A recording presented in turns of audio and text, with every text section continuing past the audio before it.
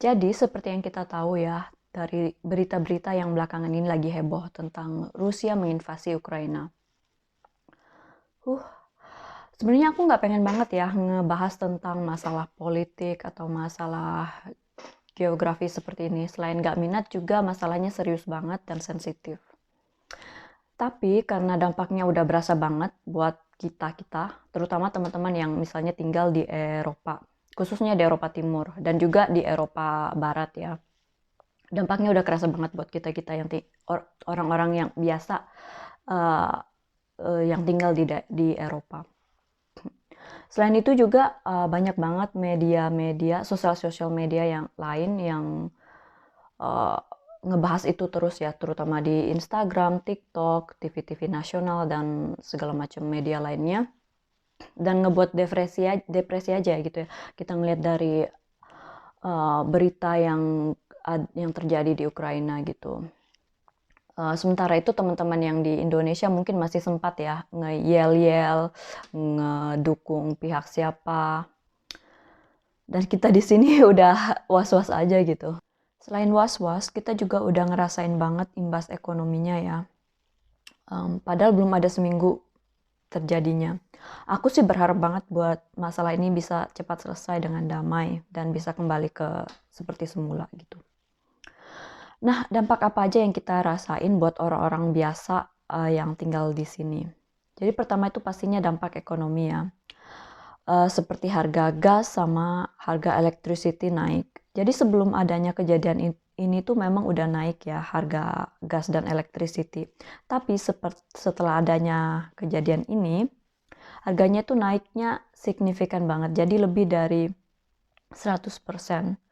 Terus harga bensin naiknya juga signifikan banget, lebih dari 20%. Dan buat teman-teman investor peer-to-peer lending, seperti yang kita tahu ya banyak banget, terutama peer-to-peer lending di sini di Eropa ini kebanyakan dari Eropa Timur, seperti Mintos, Peerberry, Bondora, dan lain-lain. Bahkan beberapa investasi peer-to-peer lending ini udah nyampein pesan ke setiap investor mereka ya, bahwa mereka udah menghentikan loan yang ada di Ukraina atau di Rusia. Selain itu juga dampak terhadap stock market internasional seperti S&P 500, stok-stok di Eropa pada umumnya, Nasdaq, bahkan Bitcoin semuanya crash down. Kecuali harga emas ya. Kita tahu kalau misalnya harga emas itu selalu melambung tinggi di saat-saat seperti ini. Sayangnya aku nggak punya investasi di emas. Tapi dampak yang paling besar kita rasakan, selain dari dampak-dampak ekonomi yang sudah saya sebutkan tadi ya, itu mau nggak mau kita harus ngakuin ya, kita tinggal di sini tuh ngerasa banget was-was ya. Walaupun aku sebenarnya nggak tinggal di Eropa bagian timur. Tapi seperti yang kita tahu ya, kondisi geografi di Eropa itu beda banget dengan kondisi geografi di Indonesia, di mana ada perbatasan pulau-pulau antara pulau dengan pulau ya, ada lautan di tengahnya. Di sini tuh kita sambung menyambung aja gitu ya antara satu negara ke negara lainnya. Bahkan di mana aku tinggal sekarang itu cuma butuh 9 jam. 9 jam buat nyampai ke perbatasan Ukraina Barat. Jadi bisa dibayangkan ya kalau misalnya jangan sampai pelebaran konflik ini, itu dampaknya bisa besar banget buat kita yang tinggal di sini. Semoga aja sih bisa selesai dengan cepat dan damai dan bisa kembali ke seperti semula.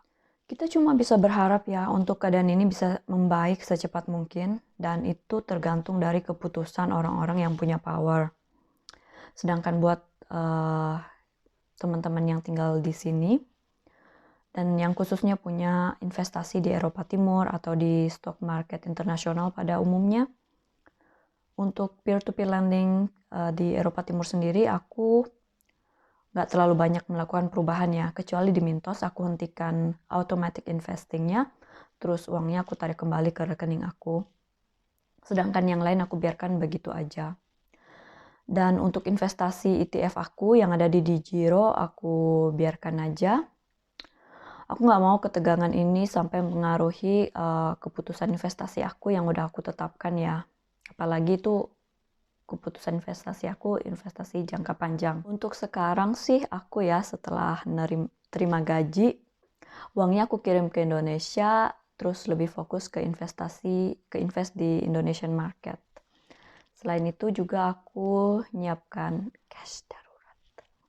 Dan dana darurat kalau mungkin ada kesempatan yang bagus buat masuk ke investasi market internasional juga. Jadi ya gitu, selalu optimis dan berharap yang terbaik.